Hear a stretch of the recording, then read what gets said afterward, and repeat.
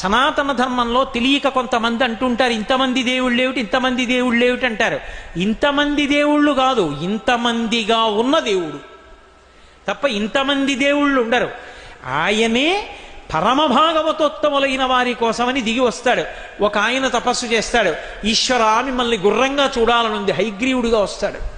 హే భగవన్ మిమ్మల్ని నందిముఖంతో చూడాలనుంది, నందీశ్వరుడిగా వస్తాడు.